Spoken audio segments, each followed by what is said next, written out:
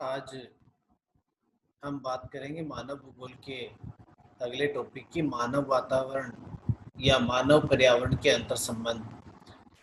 मानव और पर्यावरण के अंतर संबंध किस प्रकार के रहे हैं? क्या मानव वातावरण को प्रभावित करता है, वातावरण मानव को प्रभावित करता है, या मानव वातावरण के अंतर संबंधों का जो इतिहास रहा है वो किस प्रकार का रहा है, कैसे एक दूसरे को प्रभावित कर रहे हैं, कैसे एक दूसरे को प्रभाव डालने का वो कार्य कर रही हैं। तो मानव और वातावरण कि मानव का जैसे जैसे विकास हुआ, उसके साथ पहले के टॉपिकों में अपन ने बात की कि मानव की जो आर्थिक क्रियाएं हैं उनका भी विकास हुआ है, मानवीय सोच है उसका भी विकास हुआ है। तो उस मानवीय विकास के साथ, मानवीय सोच के विकास के साथ, मानवीय क्रियाओं के विकास के साथ जो मानव के पर्यावरण के साथ जो संबंध है, मानव के वातावरण के साथ जो संबंध है उनमें भी विकास हुआ है। और वो विकास कैसे हुआ, कैसे मानव और वातावरण के अंतर संबंध है वो परिवर्तित हुए हैं, कैसे वर्तमान संदर्भ की यदि बात की जाए या प्राचीन संदर्भ की यदि बात की जाए तो मानव और वातावरण के अंतर संबंध किस प्रकार के रहे हैं, पारस्परिक जो संबंध है, जो इंटर रिलेशन है वो किस प्रकार का रहा है। इसकी यदि बात की जाए तो मानव और वातावरण, क्योंकि मानव है वो वातावरण के अधीन रहते हुए अपनी क्रियाएं करता है, अपने कार्य करता है। या अपन यूं कह सकते हैं कि मानव जो कार्य करता है उसमें प्राकृतिक वातावरण का, क्योंकि पहले टॉपिक में अपने बात की थी वातावरण है वो दो प्रकार का है, एक अपने का प्राकृतिक वातावरण है, दूसरा अपने का मानवीय वातावरण है।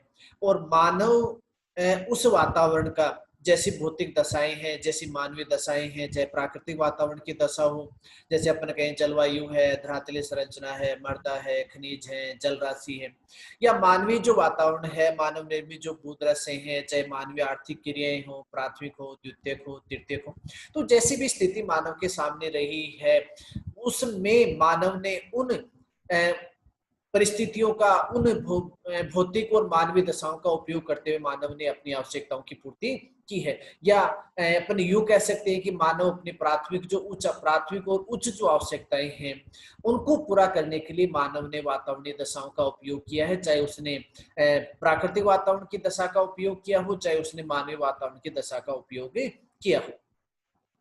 जैसा अपन यहाँ बात भी कर रहे हैं कि प्राचीन काल में प्राकृतिक वातावरण, मानव जो है वो प्राचीन काल में प्राकृतिक वातावरण का एक भाग रहा है। और मानव वातावरण है वो एक दूसरे से अपने संपर्क में रहे हैं, क्योंकि दोनों के संपर्क के बिना किसी भी क्रिया का होना संभव नहीं है। क्योंकि मानव अपनी आवश्यकताओं की यदि पूर्ति करेगा तो उसके लिए मानव को किसी न किसी रूप में वातावरण का उपयोग करना पड़ेगा, चाहे वो प्राकृतिक वातावरण का उपयोग करता हो, चाहे वो सांस्कृतिक वातावरण का उपयोग करता हो। दूसरी बात कि वातावरण मानव को प्रभावित तो करता है, लेकिन उसके साथ साथ मानव वातावरण को कुछ अवसर भी उपलब्ध करवाता है। उन अवसरों का उपयोग करते हुए मानव अपनी आवश्यकताओं की पूर्ति करेगा। जैसे अपन मान लीजिए कि मरुस्थलीय प्रदेश की बात करें तो मरुस्थलीय प्रदेश की दशा, प्राकृतिक दशा इस प्रकार की है कि वर्षा अत्यधिक कम होती है, बालुई मृदा है, जल का अभाव है, तो वहां पे कृषि कार्य का अभाव होगा। लेकिन मानव ने उस प्राकृतिक दशाओं में परिवर्तन किया, परिवर्तन करते हुए उसने अपनी क्षमता से, अपनी बुद्धि से, या अपन यूं कह सकते हैं कि अपनी आवश्यकता के अनुसार उसने सिंचाई साधनों का निर्माण किया। सिंचाई साधनों का निर्माण करके उसने प्राकृतिक दशाओं में परिवर्तन किया और वहां पे कृषि कार्य करने लगा। तो इस प्रकार की जो परिस्थिति होगी तो उसमें अपन कह सकते हैं कि वातावरण है वो मानव को अवसर उपलब्ध करवाता है, और उन अवसरों का फायदा उठाना या उन अवसरों का उपयोग करना स्वयं मानव पर निर्भर करता है। अब ये मानव और वातावरण का जो अंतर संबंध है वो किस प्रकार का रहा है, कैसा अंतर संबंध रहा है, किस प्रकार की दशाएं रही हैं, तो मानव और वातावरण के अंतर संबंधों की यदि बात की जाए तो तीन प्रकार की जो विचारधाराएं हैं, तीन जो विचारधारा है वो मानव भूगोल में प्रचलित हैं। जिन विचारधाराओं की यदि बात की जाए तो सबसे पहली जो विचारधारा है, जैसा आप देख रहे हैं कि निश्चयवादी विचारधारा। दूसरी विचारधारा यहाँ पे है संभववादी विचारधारा, और तीसरी नूतन जो विचारधारा है, नवीनतम विचारधारा जिसको कहा जाता है, जिसको अपन कह सकते हैं नवनिश्चयवादी विचारधारा। तो यहाँ पे आप देखिए कि सबसे पहले जो मानव वातावरण के जो अंतर संबंध है, मानव पर्यावरण के जो अंतर संबंध हैं, उन पर एक नई विचारधारा प्रारंभ हुई जिसको आपने निश्चयवाद कहा। निश्चयवाद के बाद में दूसरी विचारधारा का उद्भव हुआ जिसको संभववादी विचारधारा कहा गया। उसके बाद एक नई विचारधारा, नवीनतम विचारधारा भी जिसको अपन कहते हैं, जिसको अपन कह रहे हैं नवनिश्चयवादी विचारधारा। अब आप देखिए कि मानव और पर्यावरण के अंतर संबंध वो किस प्रकार के हैं, मानव और वातावरण या मानव और पर्यावरण कैसे एक दूसरे से अंतर संबंधित हैं, किस प्रकार के उनके रिलेशन हैं।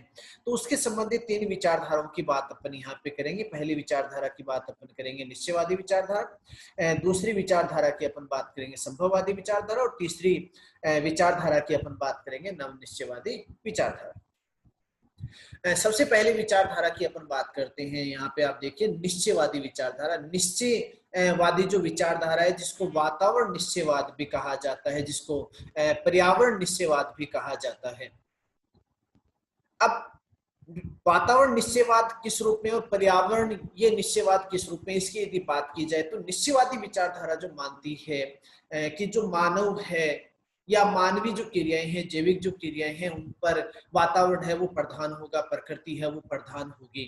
अर्थात अपन यूं कह सकते हैं कि जो मानव है, जो जीव जंतु है, उसको पूर्ण रूप से किसके आदेशों की पालना करनी होती है, वातावरण के निर्देशों की अनुपालना करनी होगी। अर्थात अपन यूं कह सकते हैं कि मानव पूर्ण रूप से किसके नियंत्रण में रहेगा, वातावरण के नियंत्रण में रहेगा। वातावरण चाहे वो प्राकृतिक वातावरण हो, चाहे वो मानवीय वातावरण हो। तो निश्चयवादी विचारधारा मूल रूप से जो बात कहती है, निश्चयवाद जो कहता है कि मानव है उस पर प्रकृति का पूर्ण रूप से नियंत्रण होगा, या अपन यूं कह सकते हैं कि मानव पूर्ण रूप से वातावरण के निर्देशों की अनुपालना करेगा। मानव किसी भी रूप में, जो जैविक कारक है, जो मानव है, मानव किसी भी रूप में वातावरण के आदेशों की अवहेलना नहीं कर सकता। अर्थात मूल रूप से यदि कहा जाए तो निश्चयवादी विचारधारा के अनुसार मानव प्रकृति का दास है। अर्थात कि मानव क्या है, प्रकृति का गुलाम है। जिस प्रकार एक सेवक, एक नौकर अपने मालिक के आदेशों की पालना करता है,